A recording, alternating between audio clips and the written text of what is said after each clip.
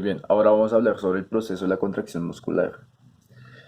La unidad funcional de la contracción del músculo esquelético se llama sarcómero. Tenemos el músculo esquelético que está formado por unas haces.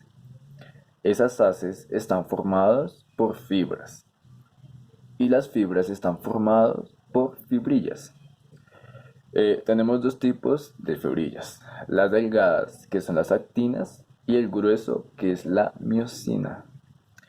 El sarcómero es la unidad funcional. Se encuentra entre dos discos Z. Los iones de calcio que vemos en morado ahora mismo se unen a la troponina C. Estos son liberados por el retículo sarcoplásmico. Al unirse a la troponina, esta cambia de forma y provoca el desplazamiento de la tropomiosina. Este desplazamiento deja libre al sitio activo de la actina para que la cabeza de miosina se pueda unir. La cabeza de miosina debe ser activada antes de que el mecanismo paso a paso de la contracción empiece. Esto ocurre cuando el ATP se une a la cabeza de miosina y produce la hidrólisis. Se produce la hidrólisis de este ATP dejando ADP y un fosfato inorgánico. La energía liberada de la hidrólisis del ATP activa la cabeza de miosina. Entonces, la cabeza activada une a la actina. Vamos a ver cómo se une. Se une en la actina una vez ya está activada y se libera el fosfato inorgánico. Esto produce que la unión se fortalezca. Se fortalece la unión y ahora viene el golpe de fuerza. El ADP se libera y la cabeza miosina se desplaza. Es decir, la cabeza de miosina desplaza el filamento de actina hacia la línea media. Ahora, viene otro ATP. Se une a la cabeza de miosina y la unión entre la cabeza y la actina se debilitan cuando llega el ATP. Y se separa la cabeza. Pero después ocurre lo mismo. Después se vuelve a activar la cabeza de miosina. Se produce la hidrólisis del ATP, dejando el ADP y el fosfato inorgánico. Y la energía liberada reactiva la cabeza de miosina y se vuelve a repetir lo mismo. Ese es el mecanismo paso a paso y así es como se produce la contracción. Ahora, cuando termina este mecanismo, eh, es muy sencillo. Cuando el calcio es bombeado de regreso al retículo sarcoplásmico, existe una bomba de calcio. Entonces, miremos cómo se fue el calcio ahí. Entonces se vuelve a tapar los sitios de unión.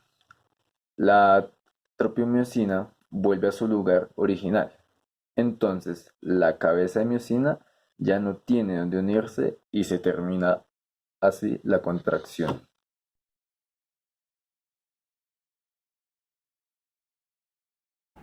El sarcómero es la unidad anatómica y funcional del músculo estriado.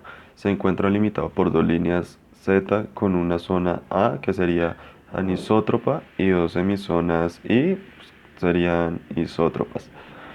Está formada por actina y miosina. La contracción del músculo básicamente consiste en el deslizamiento de los miofilamentos finos de actina sobre los miofilamentos de miosina.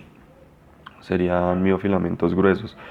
Todo esto está regulado por la intervención nerviosa y la participación del calcio en esta parte. En la banda I del sarcómero se pueden distinguir los filamentos de actina, que sería el filamento fino, que nacen de los discos Z, donde existen la alfa-actinina, que es la proteína que une la actina y la tinina y la titina. Fibras musculares. Existen tres tipos. El primer tipo sería contracción lenta. Segundo tipo sería 2A y es la oxidación, o sea, el fatigamiento. El tercer tipo sería 2B y es la contracción rápida. Lo siguiente se dirá una característica y sus tres tipos. Primero, el diámetro. tipo 1 es el pequeño, el tipo 2 el intermedio y el tipo 3 el grande. El siguiente es contenido de mioglobina, tipo 1 sería alto, el tipo 2A sería intermedio y el tipo 2B sería bajo. Siguiente, los capilares, el tipo 1 sería mucho, el tipo 2A sería intermedio y el tipo 2B sería pocas. El siguiente sería el sistema energético predominante. El tipo 1 sería aerobio, el tipo 2 anaerobio y aerobio y el tipo 2B sería aerobio. Es la velocidad de la contracción. El primer tipo sería lenta, el segundo tipo sería rápida y el tercer tipo sería rápida.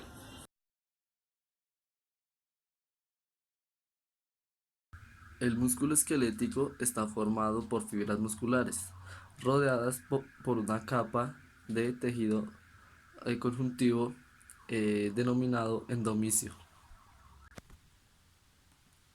Las fibras se reúnen en fascículos primarios y también están rodeados por otra capa de tejidos conjuntivo, esta vez más grueso, llamado perimisio.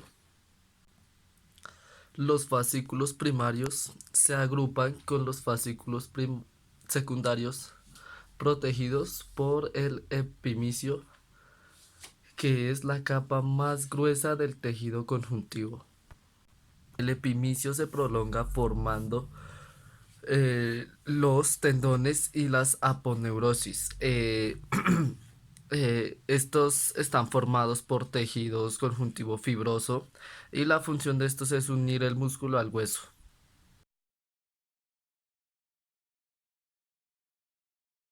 En general, un fascículo es un manojo de fibras musculares o nerviosas, específicamente el fascículo medial, el fascículo lateral y el fascículo posterior. Estos tres se encuentran en el plexo braquial. El fascículo medial es el nombre que recibe una de las divisiones del plexo braquial y está conformada por la rama o tronco inferior del plexo braquial. Se denomina medial por la razón que su ubicación está con respecto a la arteria axilar. El fascículo medial o interno del plexo braquial produce los siguientes nervios: el nervio pectoral medial, el nervio braquial cutáneo interno, el nervio antebraquial cutáneo interno, nervio mediano y nervio ulnar. El fascículo lateral es el nombre que recibe de las divisiones del plexo braquial. Está conformado por la unión de nervios provenientes de las ramas del tronco superior y anterior del plexo braquial. Se denomina fascículo lateral por su ubicación ante la arteria axial.